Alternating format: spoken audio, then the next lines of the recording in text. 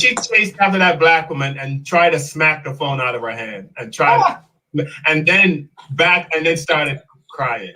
And then, crazy. That's that power. See, the black woman was exuding so much power at her, it made her collapse because she realized I can't do anything to make her do what I want her to do. So again, it's that I want her to do certain things, like stop filming me, put the phone down, do what I tell you to do, and it's not working. And she was just so shocked and crushed by that. She knows if the police show up. She knows. If the police show up, they're on her side.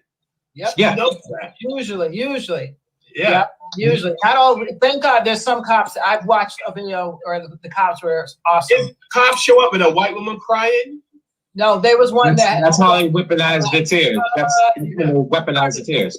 Yeah, no. Go ahead, your thoughts. Yeah, that the video, once again, a white woman weaponizing her tears. They got Emmett Till killed. We got Tulsa, Oklahoma burnt down. It got Rosewood burnt down. It had Wilmington destroyed. So a white woman's tears are worse than bullets. All right. So that's why I try to carry a tissue with me to soften tears up right away, so they're not there. The police show up. You can walk towards a white woman and put your. Oh no! I said I carry tissue. I didn't say I would walk up to her. I can take a box of tissue and throw it at her. Maybe. But I don't want to do that either. I might slide it across the floor, because then she'll be like, "He's throwing things at me! Oh my God, he's throwing things at me!" Ted Cruz. I mean, that's just. This man has done so many things, including taking a trip when Texas was in the ice age for a few days, and he decided, I'm going to Cancun. It's warmer there, and then he blames his daughter. Like, well, my daughter made me take her. Like, who's in charge of that relationship? You or your kids? And you're supposed to be the U.S. Senator? Has she been making all your votes and decisions? Calling you up, Daddy, vote this way on that bill. It seems like that could have been happening. But you see, with brown, black, red, yellow people being under the whole manifest destiny and the white systematic racism, they have taken advantage of every single one of those races and benefited from it. From the building of the railroads, from the building of the Capitol, from the moving across the country, from the picking the crop, from the cash crops that built the Southern, strength using slavery. And yet they don't want that out there. Like no one's ever heard of Howard Zinn. Howard Zinn, who wrote the book, A People's History of the United States, which talks about history, not from their point of view, not from the European who won point of view, but from a point of view who says, hey, this is what actually happened. Columbus came over and the Spaniard troops that he was in control of or didn't have control of damn near wiped out the Arawak Indian tribe. Okay, he talks about that. He talks about how Jackson, who's on the $20 bill, got his fame by going down to Florida and massacring Indians, the Seminole tribe, and just going through that. And they go, hey, that was great how you killed all those Indians. We're going to make you president. So it's that type of thing that he talks about, where people, they don't want their kids to find out about it for some reason. Why don't you want them to find out the truth? Because the truth, in their case, will not set them free, but will put them back into seeing that, you know what, yeah, your ancestors did some really wicked things. And what's wrong with saying that to your child? Your grandfather, yeah, he was an asshole. Oh, I shouldn't have said that on the air. It was true, but I shouldn't have said it on the air. You know what I'm saying? What's wrong with your kids knowing these things, knowing the truth, so that maybe they can do it a little bit different? Okay, my grandfather was a slave owner. He used to rape the slave women. I got ancestors who are half black, half white because of my grandfather. Let me recognize them. Hey, let me search some of their people out, and maybe I can find my cousin who, is mixed and is actually related to me, has my DNA. Maybe I need a kidney at some point in time. I don't know. Maybe that's what he's looking for. The grade school. I mean, I remember going through grade school and being indoctrinated into the history books. The whites did nothing wrong in the history books. If you read the U.S. history books, from 70s, 80s, 90s, the whites do nothing wrong. How is that possible that an entire race could not make a mistake ever? Ever. Everything we did was right. Hey, we're a perfect people. And that's what they want you to believe. And that's what they don't want to admit. Because if you look at critical race theory in the sense that they're talking about, we're going to look at history and see what really happened. They don't want to see that they're not perfect. They can't deal with that they're not perfect. It's like when you have that family game of Monopoly and, you know, the father's winning. Sorry, Carl. Kev. Oh, wait, that's me too. So when you think he's winning, and then he starts to lose all the properties, and then he just flips the board over because he can't take it. That's what white people are doing. They're flipping the board because they don't want to hear the fact that they're not perfect, that they're going to lose. So don't flip the board on us. Don't do that. They're trying to Kaepernick the whole thing. The same way in which Colin Kaepernick took a knee and saying, I don't want police violence in black communities. I don't want police just killing us. And then they got switched on going, oh, he don't like America. And he's like, wait, I never said that. Oh, he doesn't like the troops. Wait, I never said that. He's not patriotic. He's like, wait, I never said that. And he did. He was kneeling because of the injustice against blacks and people of color from the police. And then they flipped the script on him and made it about, oh, he doesn't like this. He doesn't like this. And then that's what people started to believe. They said it enough time that the story, the fake story, became the truth to them. And that's what we want to talk about critical race theory. We want to keep the truth, okay? Well, that's what I probably do. They really believe that Kaepernick hates the military, or are they faking it? That's what I was, you know, like, it's got to be faking it. They can't really believe it. That's the narrative, to take whatever it is and flip it.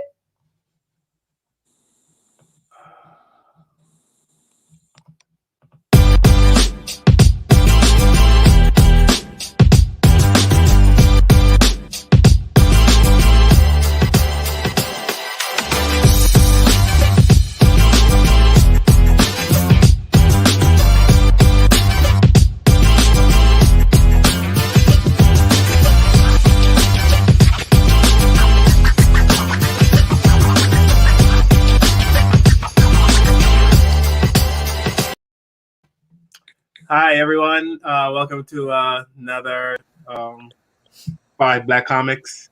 Today is a very somber day for us.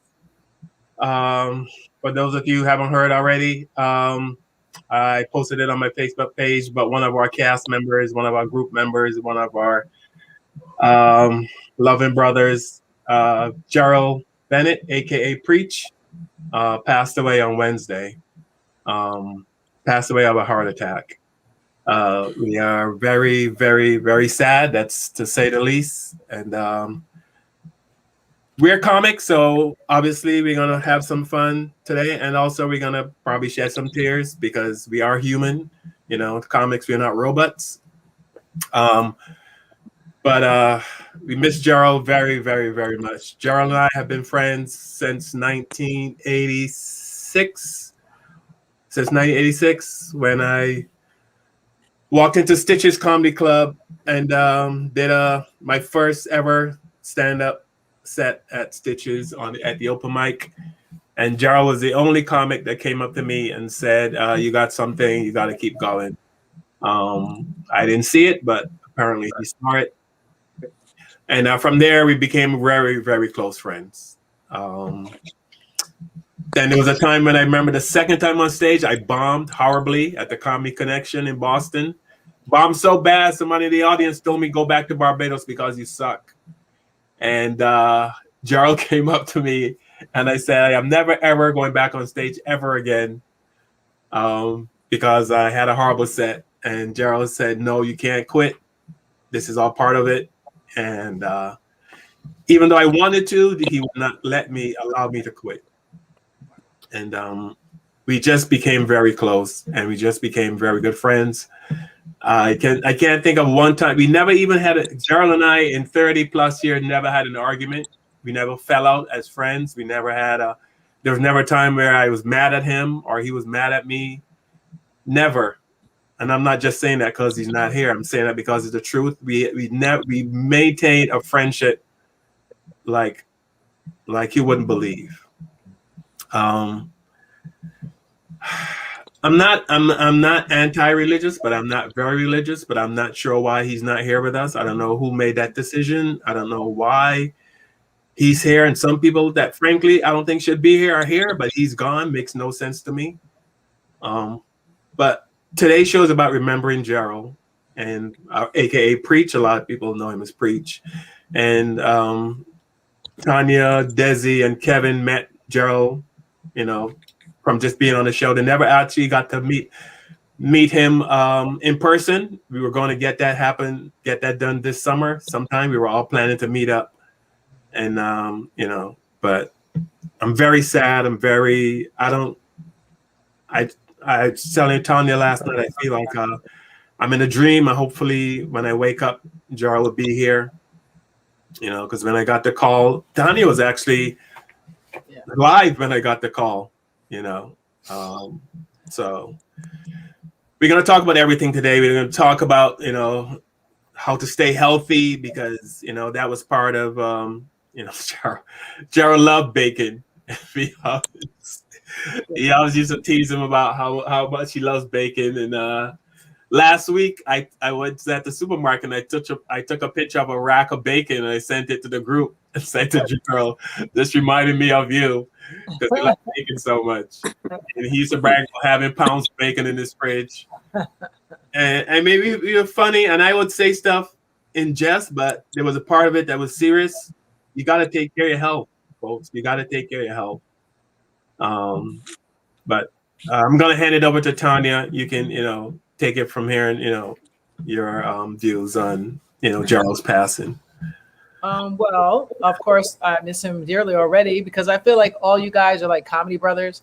And even though I never met him in person, I could have swore I did in my head because I don't know what that is, but just something about him and the great advice that he gave me as a new comic, that's priceless. Most people don't tell you anything. They just let you go. So that tells a lot. That told me a lot about him.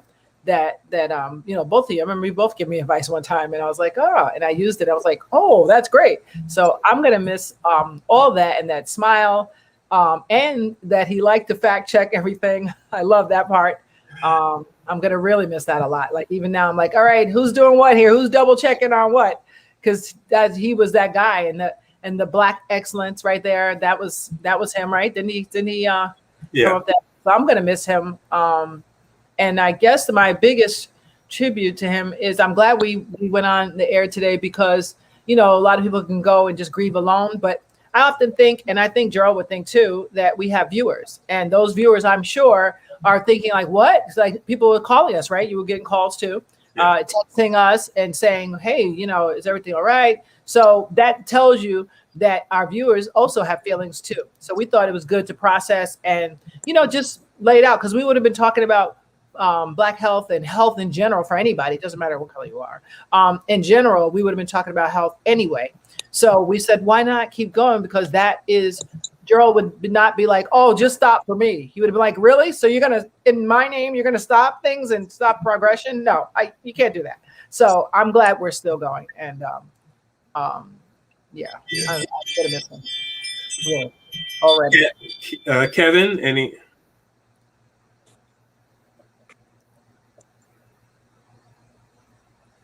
We good? All right. Yeah. Live. Sure, you get calls. You know how that goes. I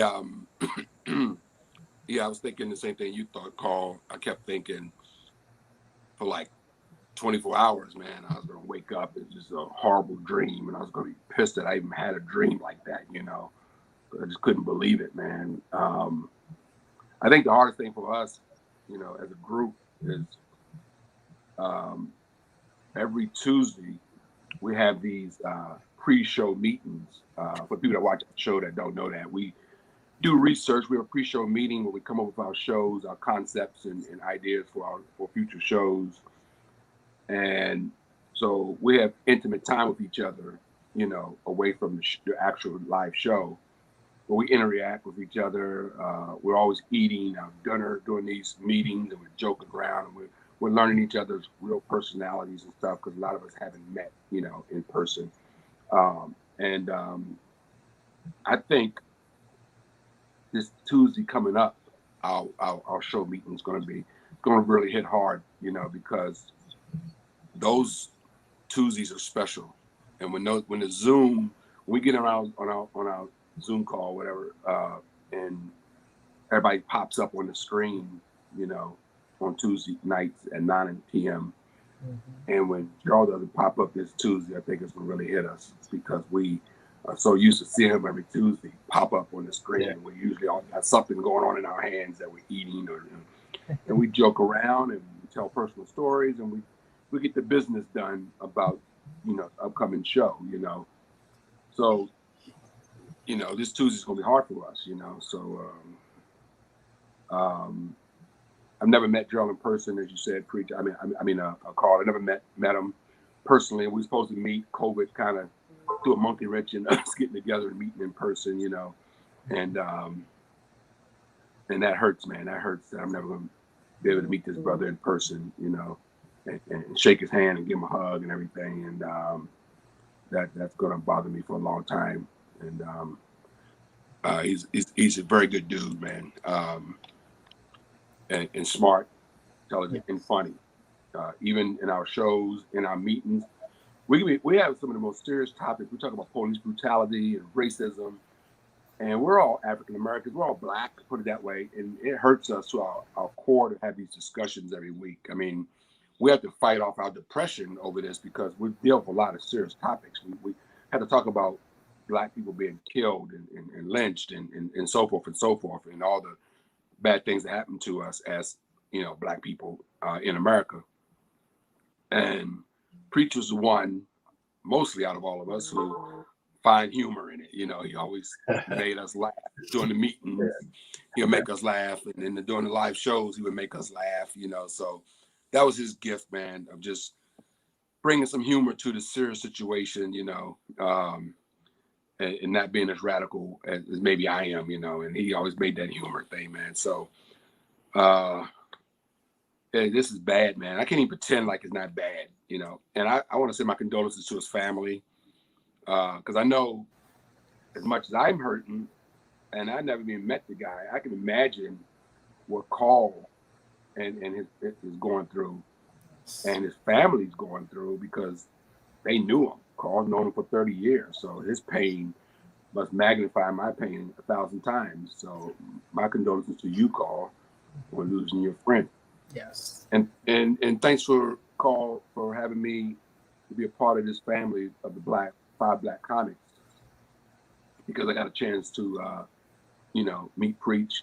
I've spent every Saturday, ladies and gentlemen, every Saturday for the last year of my life just about with Preach. And every Tuesday night, 9 p.m. with Preach. And it was an honor getting to know the brother, and may he rest in peace. And I don't know how we move forward and replace him, or how the show goes on without him. I guess business has to continue, as they say. The show goes on, but he will be sadly missed. All right. Desi?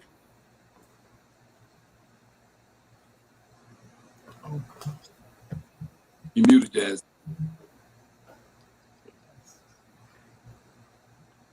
Desi Skywalker will be with us in a minute. He is. He's beaming down, Scotty. Oh no, it's beaming up. Okay. Yeah, you go. Okay. Condolences to the family. Wishing a peaceful transition for Preach. This is really hard for me to come up with something that is broadcast receivable, because I'm overcome with emotion just now, really. When the music came on, Preach always used to make a joke about me dancing. So then it just hit. And we used to write together. We started writing, me, Carl, and Preach, about 15 years ago. We used to get on the phone and send ideas to each other and talk and just gab. I've known him that long. Great guy, very likable, very friendly, trustworthy. You could count on him. Responsible. He was a man. He said what he did and did what he said. So now that we're looking back, it makes me think globally about all of us as a team and how much we mean to each other. The people that watch us, we're all like a family. I got emails from fans and it felt like family. So I'm already dealing with an uncle who is on hospice and begging for people to shoot him. He's in so much pain. And just trying to be presentable to you guys as an audience and to my brothers in comedy is really, really challenging to me because I want Preacher's family to see this and know how much he meant to us and what an impact he has. But I'm really struggling to articulate myself right now. I can just say that I remember his red card. He would put us on timeout with a red card whenever we were too intense or ready to yell at each other. We crossed that line. That's right. Yeah. With the new card holder. He was easy to talk to, and he really cared about us. He had great advice, great information. He articulated it well and always made us laugh. I think from a friend and someone you work with, you can't ask for more than that. He felt like family. So it's really difficult to go through this now. Like I said, it's just overwhelming. I'm one of those people, we usually celebrate when someone passes because we believe that they're going to a better life or a better existence, no more suffering, no more pain. But it's still hard for us left behind, knowing that we don't have that person to talk to anymore. So I'm not going to ramble on, and I know it's hard for you to really understand what I'm feeling. I'm not doing a good job of expressing myself. Just know that we loved you, Preach, and we love our audience. We're a family now. Yeah, the people on the panel and the people that watch the show, we're family now. We love each other. That's right. Carl, back to you. Yeah. I mean, just to piggyback on what you said, we don't, when we say we're a family and we love each other, that's not something we're saying here because we are live and people are watching. Even when we do our shows where it's not recorded and no one else is watching but us, we always tell each other how much we love and care about each other. We talk about the COVID, we have discussions about the vaccinated and not vaccinated, and the ones that are vaccinated tell you, please get vaccinated because we love you. And then the ones that are not say, don't get vaccinated because I love you, so don't get vaccinated. So we love each other so We much. just abuse each other. That's all we do. I love you, don't get vaccinated. I love you, get vaccinated. But Des, oh, go ahead. I'm sorry. no, go ahead. Go ahead. Hey, Des, you did a great job, brother, expressing to Preach your love, man. Yeah. And you want to share with the audience quickly how you almost missed the meeting the other night and you finally got in. And you feel that because you got a chance to basically chat with Preach for the last time Tuesday night. That's right. We were busting his chops. Very true. Thanks, Kev. Thanks for reminding me. Yeah. So last Tuesday, my kids are at their grandparents, and me and my wife are alone in the house. So I let the panel know I'm not going to be on the call. Spending some time with my wife, and I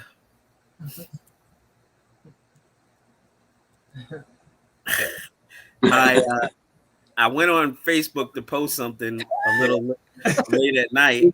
In between family's watching.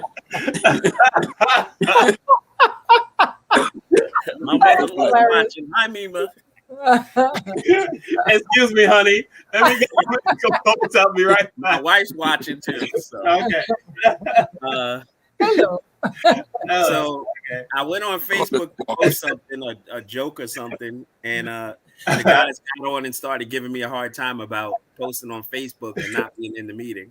Yeah. Oh, it was what number? You was asking us for about Yeah, what number is missing? I was like, Yeah, it I was was one thinking of I'm the- of this 4 or 5. I'm editing here. I'm editing. so because they were giving me such flack for not being on, I said, let me get on. And because our meetings as well as this show has become a part of my life. And so just say hey to the guys because I knew it was late. We know that you guys can talk all night, and I'm the first one to be like, all right, I gotta go to bed. But jumped on for a second. Preach was there. He was about to jump off.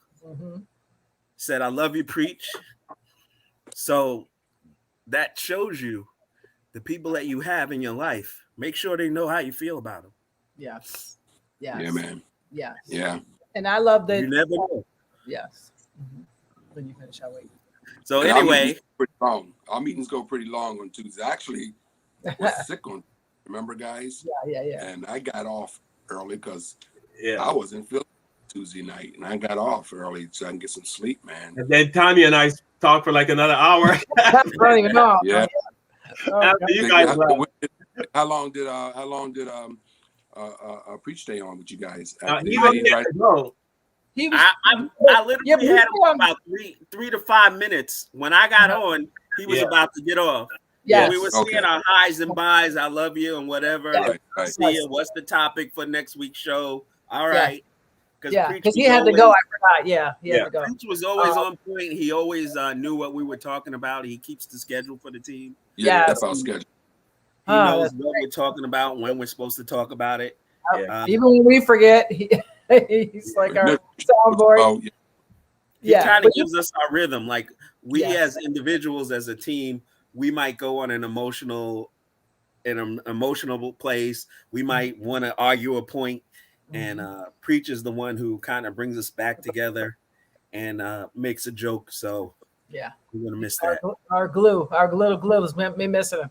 But also, you know what I loved, Carl, that I don't know if you guys noticed, correct me if I'm wrong, but I think it was Carl that started with, I call them, I don't know, the kind of text you send your brother or sister in the morning. Hey, how are you doing? We just call it Preach. Didn't we change a word to star?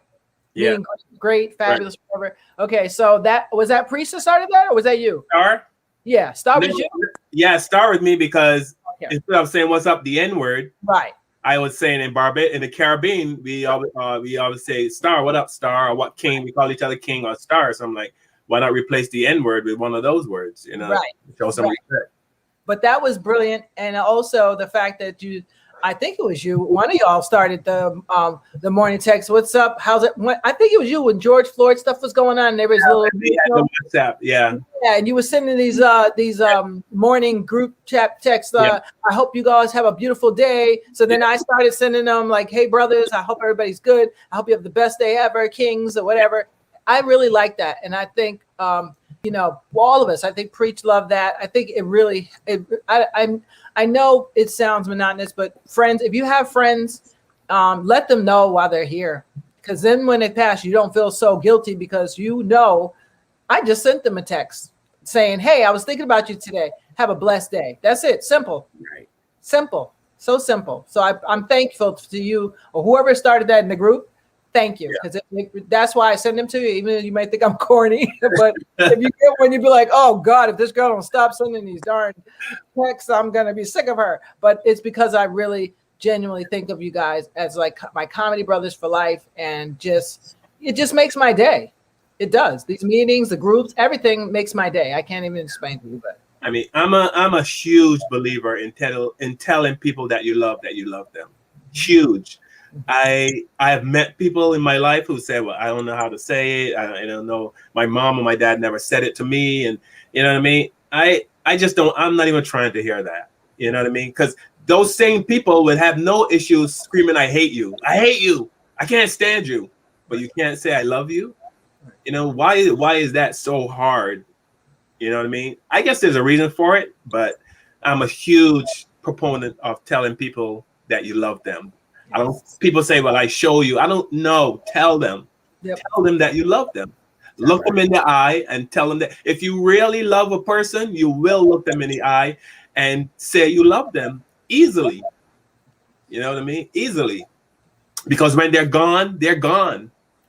And I always say I live my life like I don't know if today is my last day. And I've said that for years, and I know people think I'm just saying that. No, because I have lost.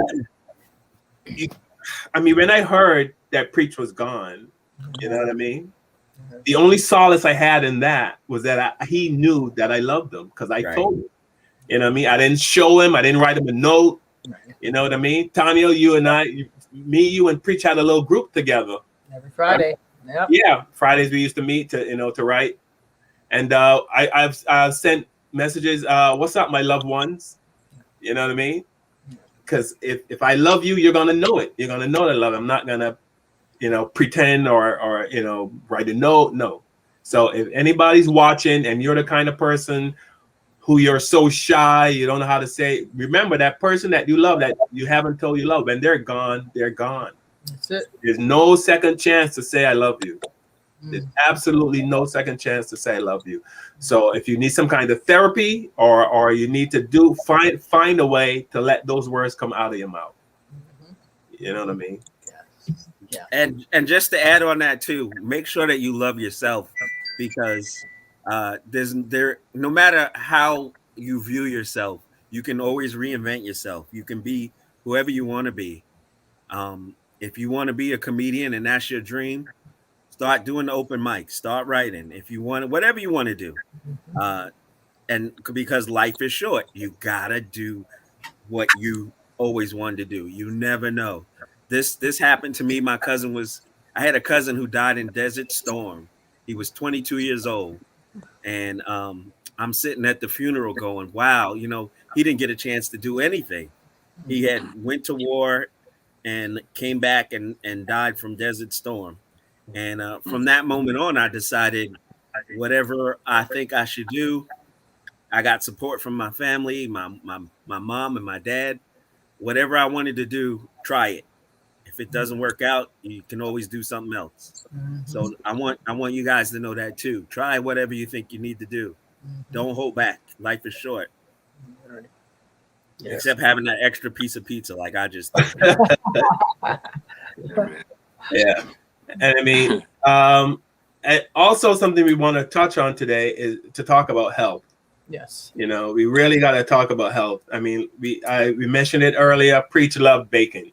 You know what I mean? He's always talking about, he has pounds of bacon in his fridge, and it's kind of funny, but not really, because I know the people say everything in moderation, right? Don't eat. But if you're struggling with diabetes, hypertension, whatever kind of diseases, sometimes you gotta have no bacon. You know what I mean? You just gotta cut it out totally if you want to live. Right. You know what I mean? If you're super healthy and you go to the doctor and say you're in great health, you have no issue, yeah, you can have a few pieces of bacon here and there. But if you're the kind of person that, your blood pressure is through the roof, diabetes is off the charts, then you can't have no bacon. Right. Or no fat, no whatever that, to make your health worse. And so if anybody's watching, you know what I mean, don't take this stuff lightly. You know what I mean? Yeah. I'm not a doctor, so I'm not going to sit here and say that the way Preach ate contributed to his health, because he had a heart attack basically. But I'm saying this because I love whoever's watching the show and whoever's here. If you don't care, you don't say anything. I always say that to my kids. If I didn't care about you, I would let you come home at 1 o'clock in the morning, 2 o'clock, do whatever you want. You know what I mean? So when you tell me, well, so-and-so's parents lets them come in the house whenever they want. Well, so-and-so's parents don't give a shit about them, in my opinion. It's true. Yeah. I just had just a little bit of a stat on that. They say heart disease is the leading cause of death for all Americans, but certainly minority groups. We face the biggest risk. Deaths from heart disease are higher in Black Americans than in white Americans and other ethnic groups. And heart disease develops at a younger age in African Americans. Now, that's the piece that that's mind-boggling to me, because I was assessing myself saying, you know, like my brother died at 41 of heart disease. I don't know if you guys knew that. 41 with a body like Michael Jordan, by the way. So he did not look anything like what a stereotype of what heart disease would look like.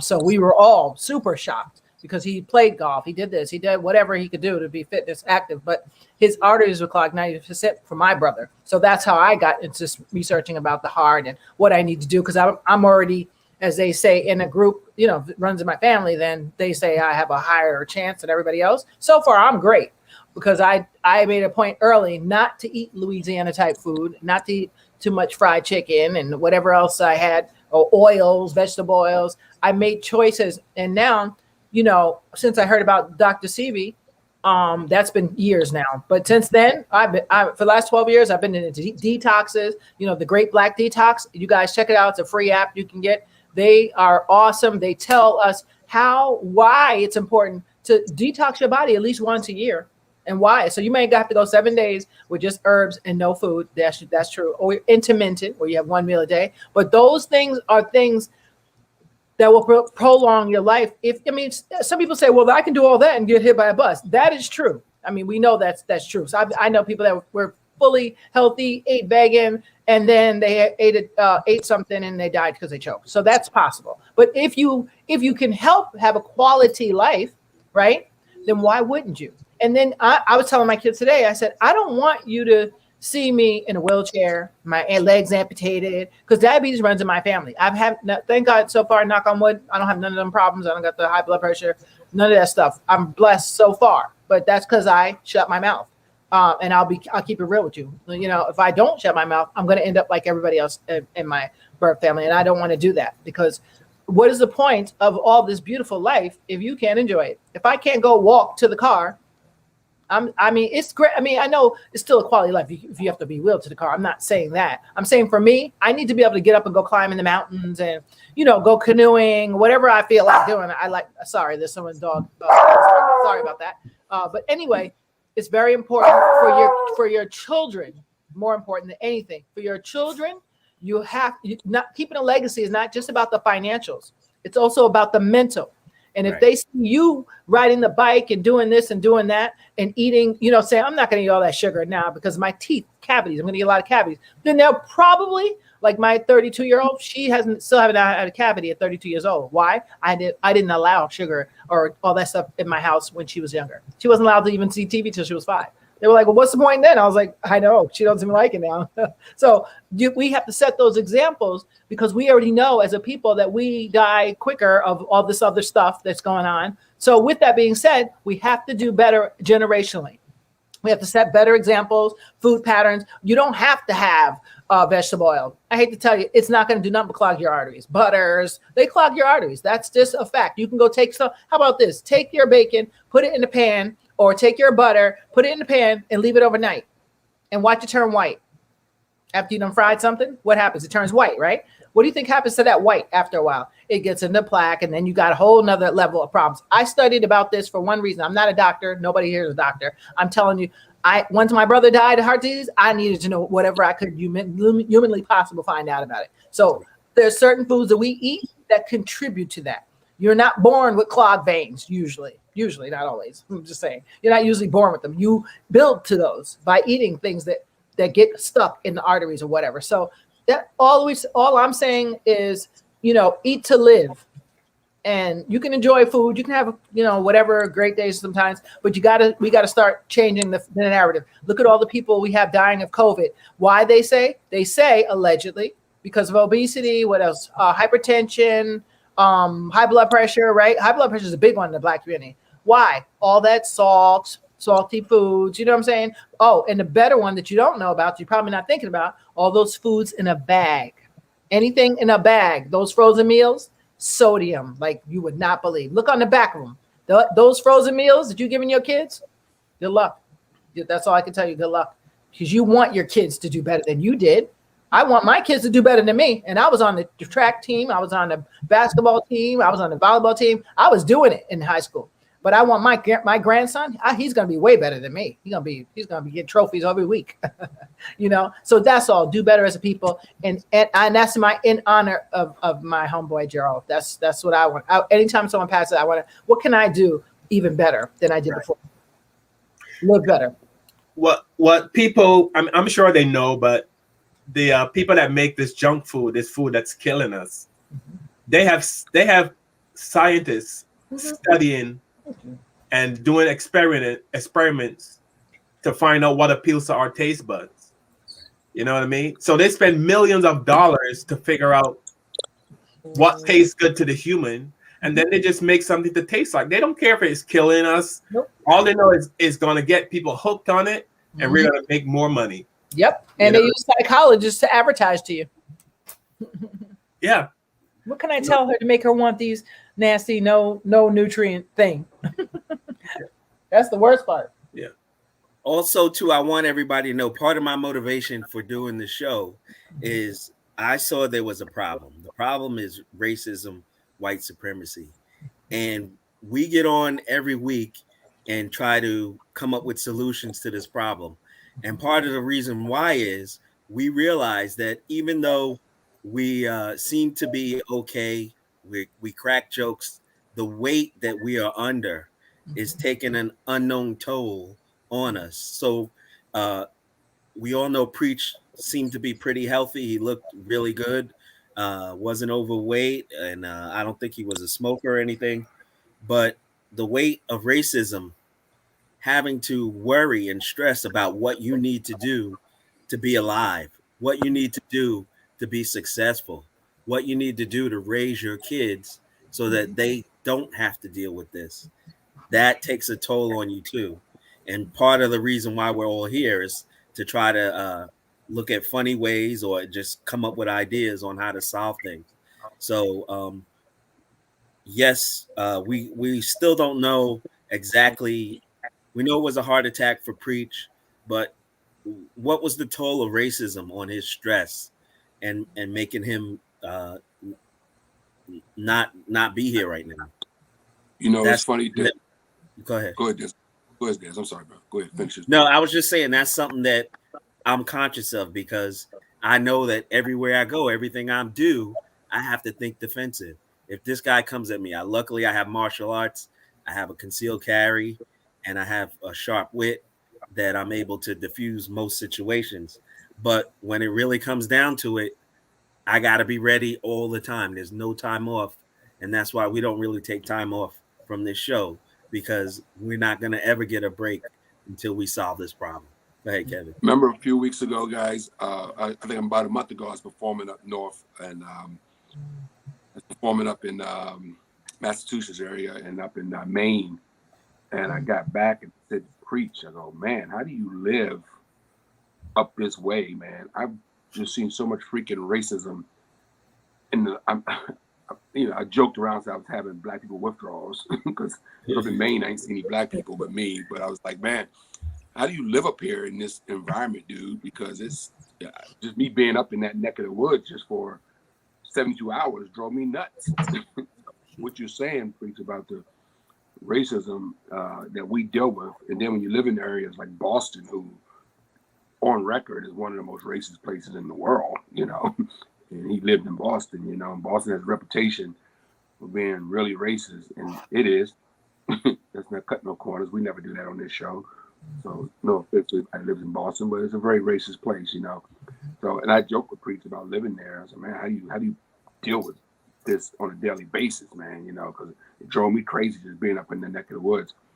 And now I look back at that conversation that we had. We were supposed to try to meet because I was driving back through Boston, coming home from a gig in Maine, and we were supposed to try to meet for lunch or something like that. And it never happened, man. So that was just a little over a month ago. Crazy. Yeah. He actually called me too, if I still wanted to meet, and I was just in a hurry to get back home, man. Because I was on the road for 3 days, and when you're on the road, guys, as comedians, when we got to go home, we want to go home, man. We're in hotel rooms, and then we got 6-hour drive, 7-hour drive back to our house, and just like I ain't gonna delay it by stopping and then sitting in a restaurant. or whatever for 2 hours chat, and then I have to still get in my car and drive another 5 hours. So I'm just gonna keep booking it while I'm booking it, man. So sometimes that meeting never happened, man. So that's crazy, and I regret it now, of course. Yeah. Yeah. Oh, let me just say, there's no fruit in Fruit Loops. Okay. No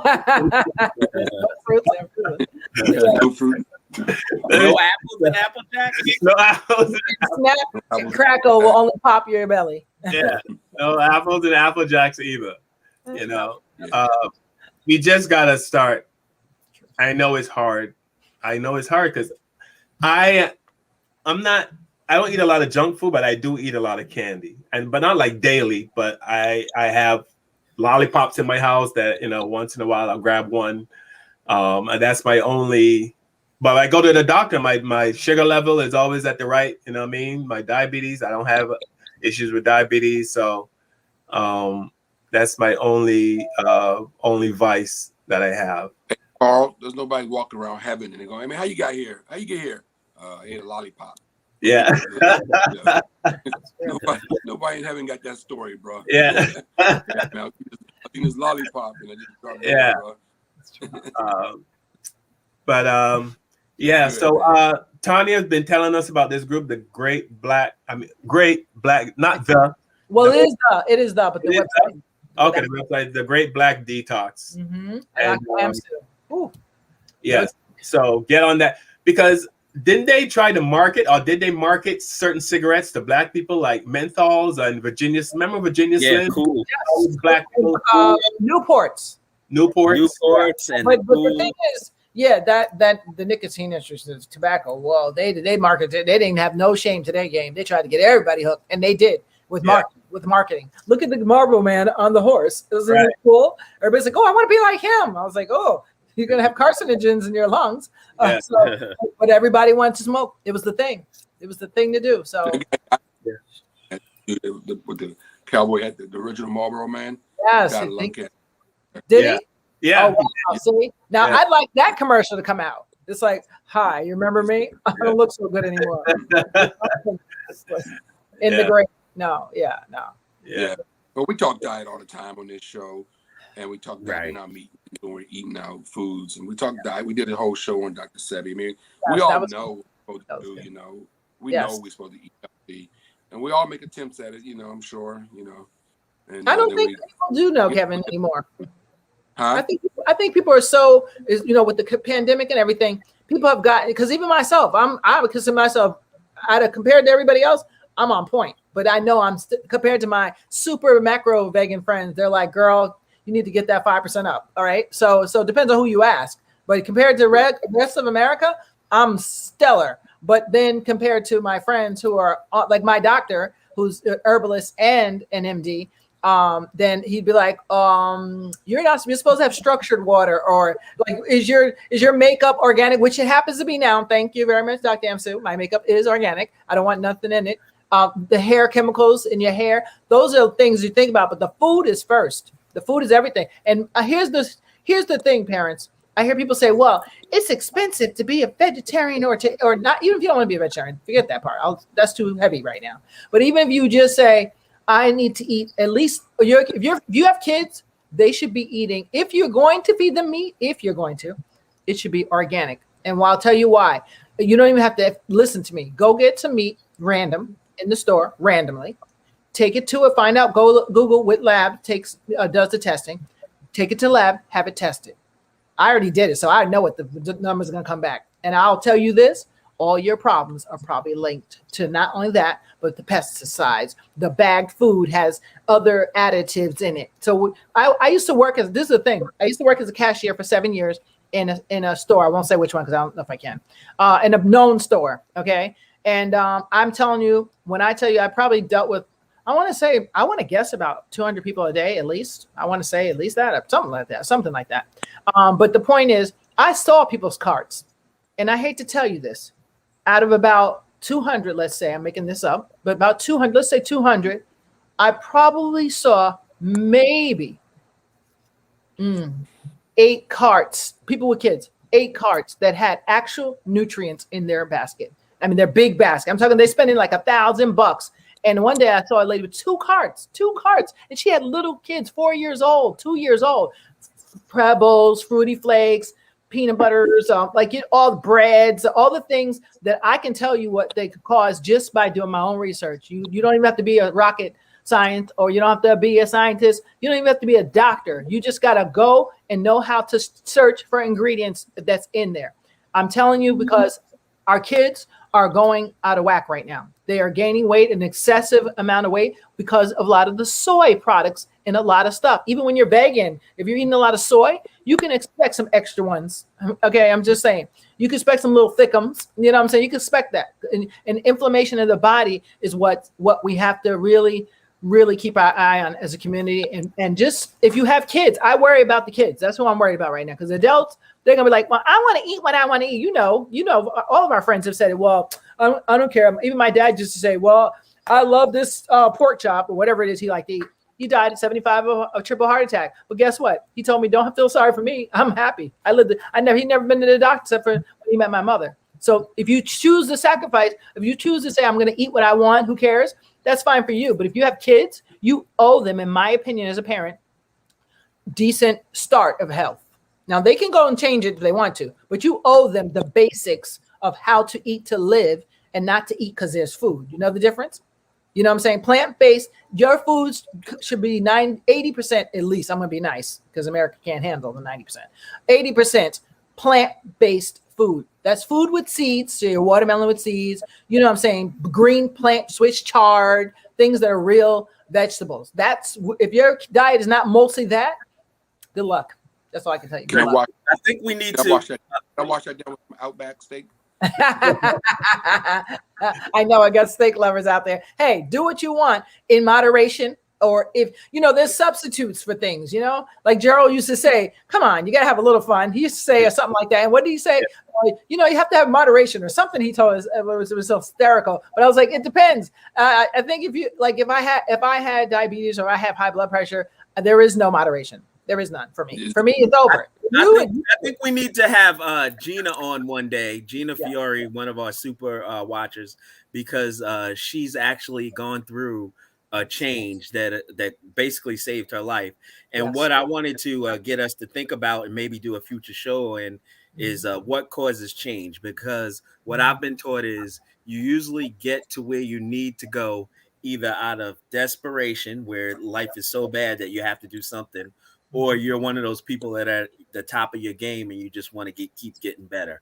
And we need to talk among ourselves, because this is related to white supremacy. How do we get change to happen? Change starts on an individual level. Everyone has to think about what they want. But like I said, with my cousin dying, and then just before COVID in February of 2020, I was at a group meeting. And we do a huddle where we stand around and talk about what we're doing. And boom, next thing you know, I'm on my hands and knees and everyone's going, are you all right? Are you all right? And it turned out that I probably had COVID and didn't know it. But when I went back to my desk to sit down and kind of calm myself, I work at a hospital and I'm an IT programmer. One of the coworkers said, he was a nurse, and he goes, at your weight, you should probably go to the hospital and get checked out. And that's the thing, Tanya. You're right. I started thinking about my kids, started thinking about my family. I thought I was fine, but that convinced me to go and get checked out. And then luckily I've been working with a doctor. I've had when I get results that I'm not happy with, I start analyzing. I start looking around. What am I doing? Who am I doing it with? What am I thinking? What am I reading? And part of the process, I worked with a guy who was a nutritionist, and he got me to lose 130 pounds. I got my body fat down to like 11%. I did a national TV commercial that aired for like 4 years. And that was because I needed to change and I wanted to change. And so I was able to do it. So when it comes to not only your health, but everything that you do, entertainment, economics, education, labor, law, religion, sex, and even war, everything that you focus on, you need to study and figure out where you are and where you want to be. So I think we're gonna probably try to. I think it's a good idea. I would suggest we reach out to Gina because she actually wrote a book. Gina Yes, Fiore, My Italian Therapy. Yeah. My Italian Therapy, and get her perspective on it. And we're open to anybody's perspective, but that's something that we need to probably address as sooner than later. Okay, And- that's a good idea. Love it. Yeah, I mean, but we need to read the labels. I mean, I saw a doctor on TV said that's the number one thing people need to do is read the labels, because you would think apple juice is great for you, Nope. Concentrate. and he said no, it's not. Nope. It's got arsenic in it. Right. Pectin, right? Yeah. Imagine to keep it preserved. Why do you think it can sit on the shelf for so long? Mhm. Right? There's arsenic in apple juice, and it's loaded with sugar. The sugar is what give the cavities. That's why you think cavities gone up. You know, Man, Juice. my girl Patricia, she's famous for reading the labels, and it pisses me off, man. I come in the house with a jug of green tea, and she'll take the green tea from me, I read. turn it around on the back, and go, "Hey, look, Yeah. it's this in it." Uh-huh. You're right, Patricia. Good for you, Patricia. Yeah, you keep doing that, baby. You're alive long. That's Good right. things that we know that my green tea drink is not good for me. Yeah, So green tea is good for you, but just not when you get it out the store. When yeah. you steep it yourself at home, That's right. it's good. When you That's buy it right. out the store, it has a bunch of junk in it. Yes. And Patricia's gonna point it out for y'all. Yeah. Good for her. See, that's someone who loves you and looking out for your health. That's the way it's supposed to be. Saying my mind boggles when you have husband and wife teams where the wife's like, here, honey, you want some pork chops? Here, honey, and knowing that they're seeing the person like literally dying before their eyes. I'm like, what are you doing? Like, I would not. You're not getting that in my house. I'm not buying it. Good luck. Go ahead, go to the store yourself, because you won't get it from me. Yeah. You know, everybody cheats once in a while, but like on a daily basis, no. Yeah, I'm glad you said that, because I remember seeing the guy that's 1,400 pounds or whatever, and they had to cut the side of the house open to get him out. Yeah. And he's eating like, you know what I mean? He's You don't even get up to go get the food. That's who is feeding this guy, right? Exactly. I'm like, who is feeding these people? exactly. You know what I mean? Yeah, you can't go get food, so somebody has to be bringing him the food. Yes, right? yeah. Somebody was bringing him the food. One girl said she was bringing it to her mother, and they said, "Why are you doing that?" Yeah. Because she makes me. How is she making? She can't go to bed to get to beat you. Yeah. What's she gonna do? Come here. What's she? Raising a hand to hit you is like exercise. She can't even get the hand up. Okay, this woman is over Fix My Life, 600-pound life. You know that show? Yeah. I mean, she was so big. They eventually had to do something like cut the door or something crazy. I was like, oh my God. Yeah. I would not. You'd starve if it was me. Yeah. I'd be like, I love you too much. Like my foster mom was diabetic, and thank God, not thank God, but because of that, I always ate like a diabetic. So I never really got. My dad would be the one to cheat and be like, "Here, I've got you a present," and I'd be like, "What?" And he had the bags. We can only have one, but the bags of the little vanilla cup of ice cream. You know, little 12 things with 12 vanilla. He's like, you can only have one. Don't let your mother see it. Put it in the back of the freezer. Because my mother be like, what is this? It's like, I don't know. Because she's like, I'm not trying to have no cavities. When I tell you Dr. Newman right here in Bedford Hills was the best dentist back in the day, I still have my filled cavities from this man from that long ago. Okay, that's how good he was. And because my mother wouldn't let me go in on the candy. You get that for Christmas. Oh, it's Christmas. Oh, there's a bowl of candy right there. There you go. That's it. Right. There's no chocolate bars, no cookies, unless and Mary baked you a cake. Then you got lucky. But that's, it's not happening. And we have to take the reins back as parents. I always say, I think Dr. Umar Johnson said about the woman is the key. It's very important that the mothers, and if you're the father who's a single father raising the kids like Kevin was, that's fine too. You got to take the reins. You buying it. They're not buying it. It's 6 years old. Like, could you imagine my 6-year-old telling me, I want ice pops? When are you going to get them?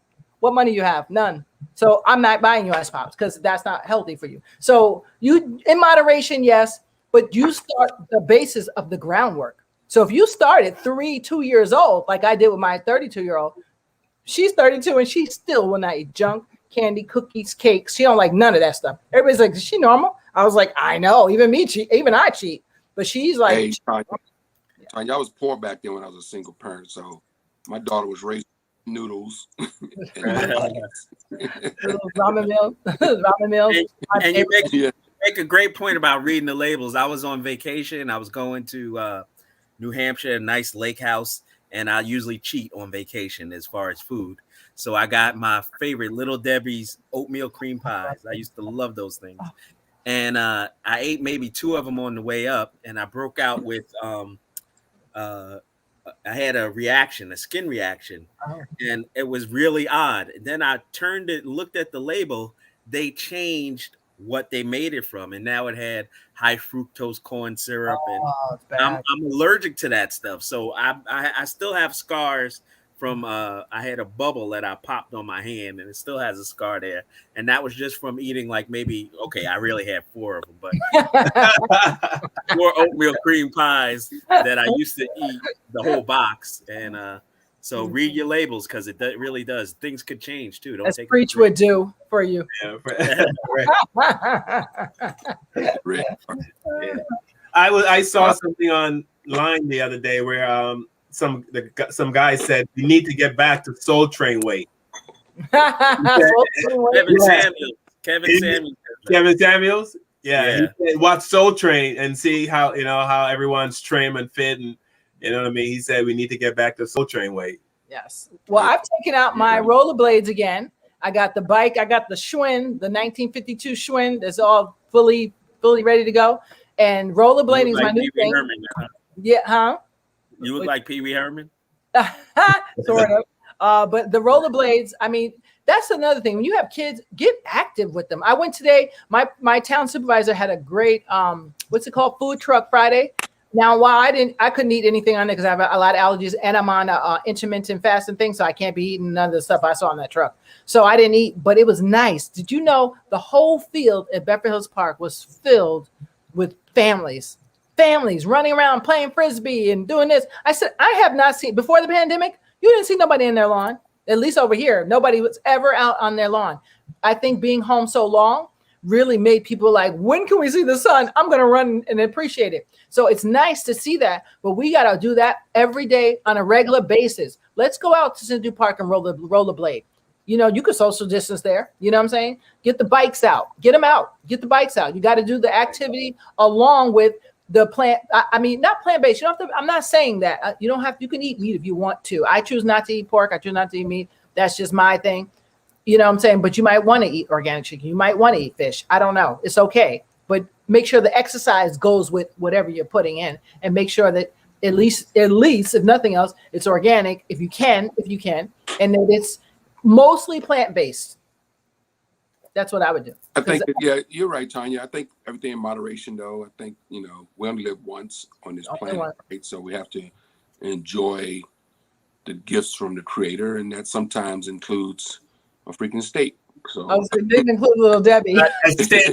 A steak that they injected with all kinds of 250 antibiotics and all that stuff. I mean, if you can, but you can run on I've never seen a vegan or vegetarian that didn't die. So, and I get you. I mean, I know what you're saying. You're making good sense. We got to eat right, and I'm a very healthy eater. So I'm preaching to the choir. I mean, I eat healthy. I eat stuff to make my family puke. Because I'm the one who's eating healthy all the time. You eating that.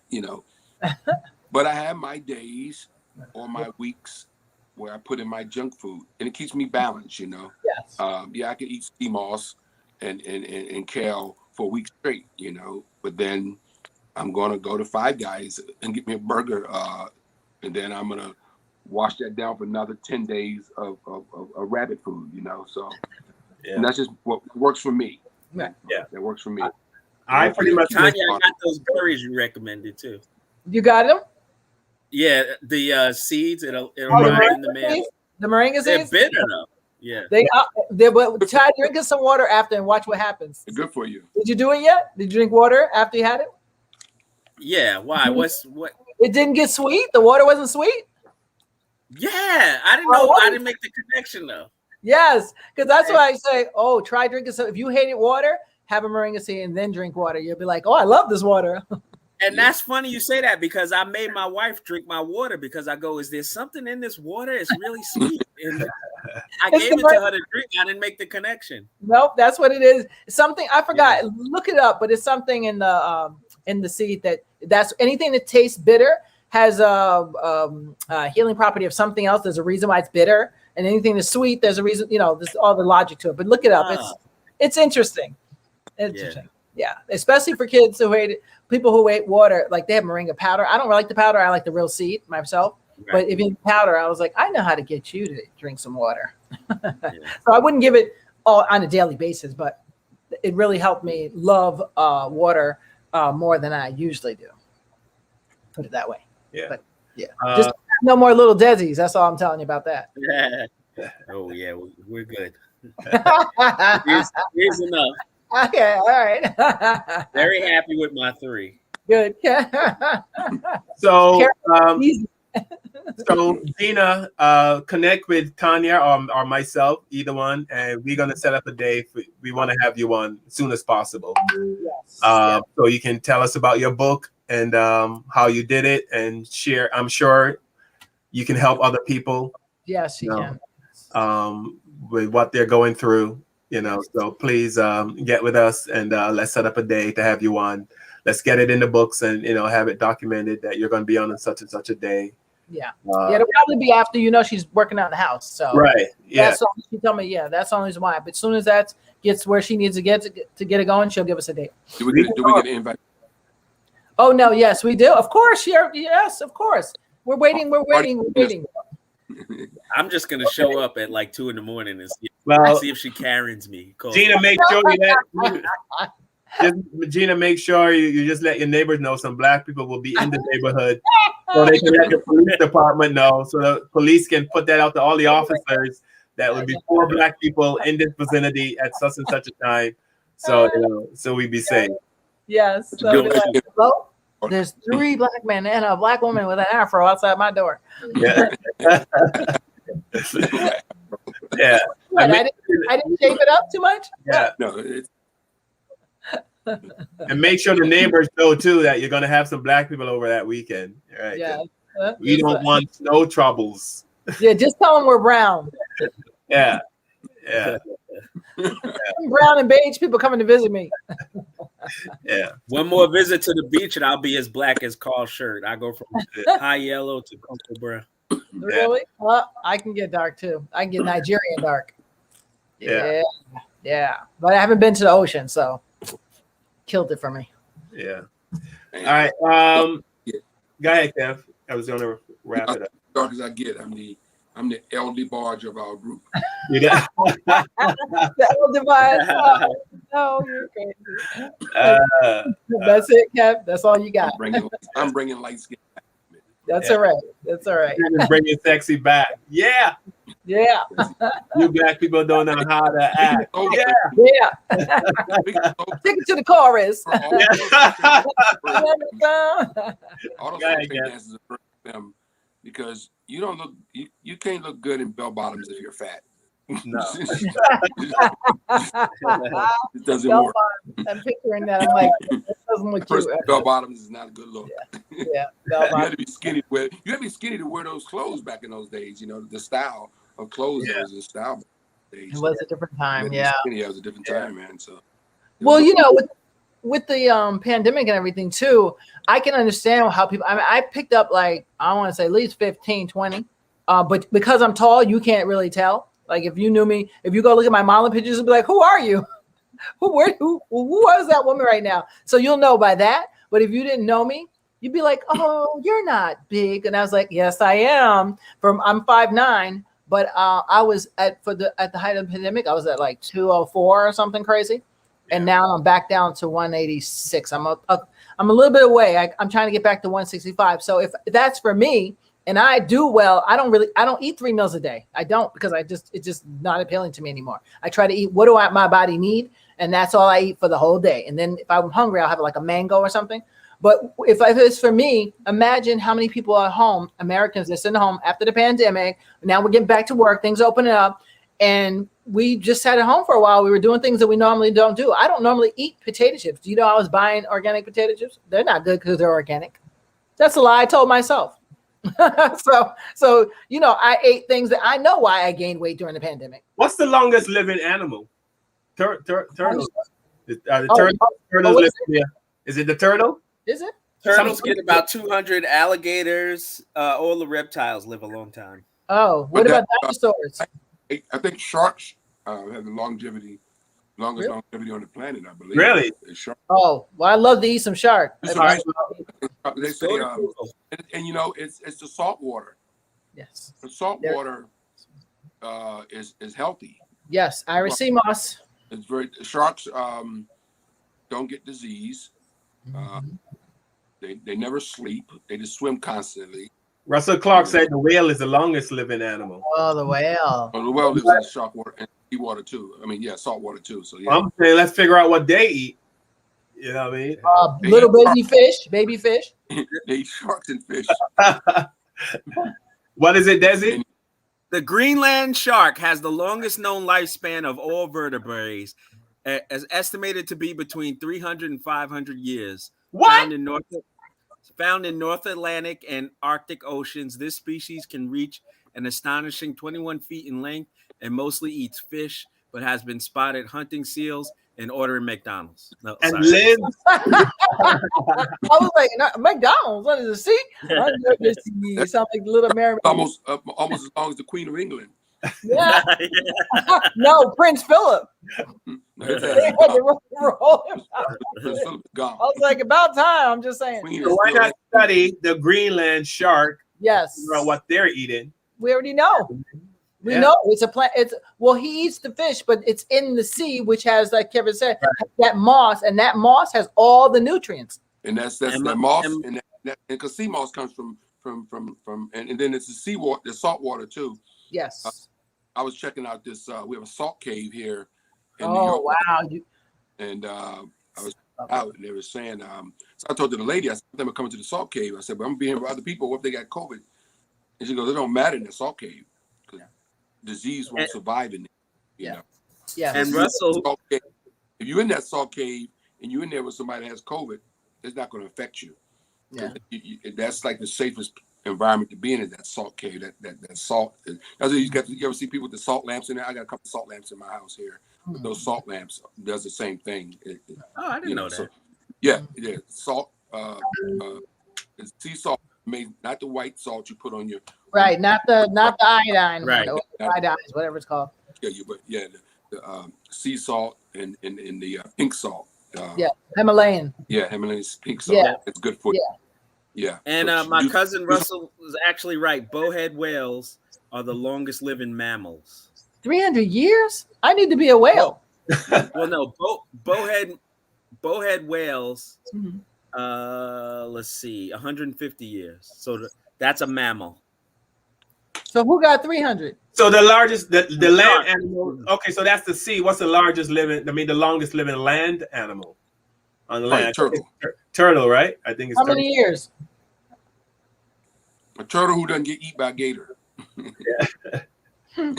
What's the longest they got? We're ready for Jeopardy if we get these right. I know.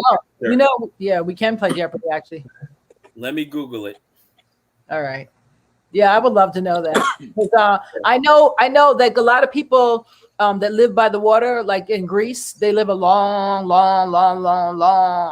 time. A lot of the people in Italy that live by the Mediterranean, they live to be like 104. France. There's a town in Japan that everyone reaches 100, and they've been studying them because they eat a lot of fish. Seaweed too. Yep. Oh, seaweed is very good for you if you get the right one. Now, if you get it from toxic land, that's a problem. That's the only catch. That's why you got to be careful where you get it from. Very good for you. Yes, and that's why I know Ireland. They live a long time. They got good seaweed in Ireland. Somewhere else, one other place, St. Lucia, obviously. Yeah. Well, the secret to life is water. We already know that. Right. Well, depends on where you get that from too. Now. I'm taking final guesses. Carl, what is the longest living land animal? What's your guess? Turtle. Tanya, what's your guess? Longing living animal on. Wow. Oh man. Husband. What was the hint? What was the hint? Don't say Don't say that. ex-husband. Your ex-husband. Oh no. I don't know because I can't think in my head quick enough. And you already Kevin, said what's your guess? My dog that cost me $6,000. Yeah. He better live long. Jax is gonna be the one. You better live long. Okay, I'll take a guess real quick. You're breaking stereotypes, Kevin, because you never see a veterinarian in the hood. Jax. If your dog requires $6,000 of care, he usually ain't gonna make it if he's in the hood. Yeah, he's lucky he ain't in the hood then. Yep. Jax is good. That family living good. He living a good Yeah, life. judging by that window, he ain't in the hood. That's all I can tell you. Go look at his post. He definitely ain't in the hood. All right, what you is got it? there? What you got there, Des? Olive giant tortoise. You was right, It Carl. is a Tortoise. giant tortoise. How long? Oh boy, you asking questions. I know. How We long need to know that. did it come from? No, well, the thing is, he was saying, well, how do these things live so long? And I would guess, my guess would be that anything that's in the sea that's not toxicated, of course, would probably definitely live longer than anything on Earth because we have all the elements of, car pollution and air pollution, airplane pollution going along with what we're eating that's toxic and GMO. Add all that together, our lifespans are no longer going to be. I think human beings should live to be 115 personally, but they usually only make it to, if they're lucky, it's 75. If they're lucky, and lately Just to it's back you 55. Just to back you up, Tanya, the Nation of Islam, they have a book, Eat to Live or something like that, and they always recommend one meal and very, very plant-based, and one meal a day is all they recommend. That's where I got it from. It's one of the places. And Dr. Sebi, there's so much information out here, guys. The Great Black Detox is awesome. Not only for telling you about women and men, why you need to detox your body at least once a year. And you don't need to do colon cleansers. You don't need to do all that crazy stuff. That's crazy stuff. Because if you're doing if you're getting mostly the nutrients you need, there shouldn't be nothing sticking on that area. You know what I'm saying? That's when you eat lots of pork and lots of those different kind of meats. That's when you end up with all that stuff happening. You know what I'm saying? But if you're doing what you're supposed to do, I'm telling you, you just want to live a quality life. Check out the Great Black Detox. And also, men, go get a colonoscopy. And if you go to the doctor, I know a lot of men talk about when they go to the doctor, they don't want the doctor sticking a finger in their ass. Oh, if God. I go to my doctor and I remind him, you did not stick a finger in my ass. You know what I mean? Yeah. Oh, God. X-rated. I remind him. Carlin, when I had to get my colonoscopy, I asked the doctor, what is his sexual orientation? You did? I'm gonna be knocked out. I gotta know if you're gonna enjoy it. Well, see, Desi, that's the misconception about being gay. It doesn't mean you're hot to that doctor. That's right. Oh, that's I know I'm not. Yeah, I mean, so get over yourself. That's good. Oh, dude, it's okay. That's hilarious. That is hilarious. Hey, Carl. But yeah, that's Carl, Yeah, huh? how'd the finger in the ass go, man? It How'd it go, Carl? X-rated. Brought it Let up. the children leave. I started twerking. Well, listen, I'm like, basically. listen, I had a colonoscopy, whatever one, and my ass ain't been right since. Really? I'm like, what is this? Like, is this the thing you really want me to do every 10 years? Why? No. Yeah, just to make sure. Yeah, I mean, Funny. I think it just so doctors can have a laugh. Right? That's what I think. I think so. Yeah. And I think, and that's the thing. If you start very early, even if you were doing a plant-based diet and you were doing pretty good on not doing porks and like red meat that sticks, those are the things that clog the arteries and all that sticking stuff, then you wouldn't need to be doing all them darn colonoscopies. My dad never had one in his life at 75. Yeah. I'm just saying. Some people, depends on who you are and what you do. If you got to own it. Because our parents came from a different time than we did. They had natural organic meat without it being called organic. So that's a different. Maybe that's why, I don't know. My grandfathers both lived to be 100 years old. Great grandfathers, 100 years old, and they ate everything in Louisiana that wasn't tied down. Beignets, all that stuff, So everybody depends, but try to do the best you can do, because all you have is this little 100-year span of life. If you're lucky, that's all you have. That's it. All right. A comedian friend had a joke like that, Tanya. He goes, my grandfather lived to be 110 years old. And a guy goes, what's his secret? He mind his damn business. I like that. That's good. All right, we're going to wrap it up. So I want to thank everyone for jumping on today and helping us in this tribute to our friend and Preach. I honestly, I still can't believe I'm not going to be able to talk to him anymore. I can't. I mean, I know it is reality, but in my head, because when I heard, and Gerald's family member was telling me that Gerald was no longer here, I said, BS, I'm calling Gerald myself. And I got on the phone and I called his phone. And he didn't pick up, and I called his phone again. Yeah. He didn't pick up. And I know it's real, but it's still not real. But thanks to everyone for jumping on today. Like I always say, I'm not going to get everyone, but Anthony Robinson, thank you so much. Celine Brown, who is Gerald's uncle. So sorry, my brother. Thank you so much. Thank you. Emma Bird, thank you. Pamela Jones and Holly, G. Clark, Anthony Wilder, Norma Staley, thank you so much. Travis from Dallas, thank you so much, brother. Thank you to Gina for bringing us Travis. Gina Fiore. Yes. Mucho love. We're going to have Lisa Osborne, Pamela Jones, I think I mentioned. Hopefully I got everyone. Most of you I know I got. But thanks for watching. If anybody wants to say any last words about Gerald, Desi, I'm going to start with you and go with Kevin and Tanya, and we can wrap it up. Yeah. Yep, I'd like to say thank you, Gerald, for all you gave and your contributions to the world. You will not soon be forgotten. We are blessed to have known you and interacted with you. And I'm grateful for the time that we shared. I'm wishing you a peaceful journey. And like I said, the last time we talked before you hung up, I love you. All right, Kev. Yeah, man. I was going to say what Desi said. No doubt, man. Wow. Gonna miss you, bro. Amazing dude. It was a pleasure on the journey with you over the last year with the Five Black Comics podcast. And you did good, man. You only had 59 years, but you did good. I love you. You did some good work in those 59 years. And God bless you, brother. Rest easy. All right. Tanya? Oh, wow. So, Gerald, even though we never met, in my head, I swore we did. And thank you for being the kind of brother I would have in my head, the kind of person that I, admire and respect. Thank you so much for, reminding us of Black excellence.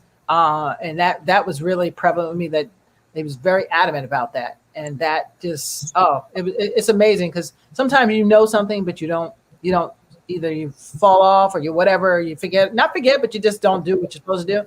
Gerald was the reminder, or the gently kind, loving prod that said, we have to do better. We have to. And I like that he was like a matriarch of sorts, always trying to elevate people, positive. I thank you so much for all the advice you gave me. The writing groups, I'm going to miss our Friday writing session. So we actually saw him 3 days a week. I'm going to miss that a lot because he always brought something to the table, always. So thank you for bringing something to the table. And I know in heaven, you're going to be up there joking with my brother, but you know what? He might leave heaven as a comedian. So. All right. Thanks. Also wanted to thank Karen Francis. Thank you so much. And Patricia Felix. Patricia, keep reading those labels. That's right. Keep reading those labels, Patricia. That's right. So thanks to everyone, and we will see you next week. And Gina, please connect with Tanya, or like I said, myself, and we got to get that show popping.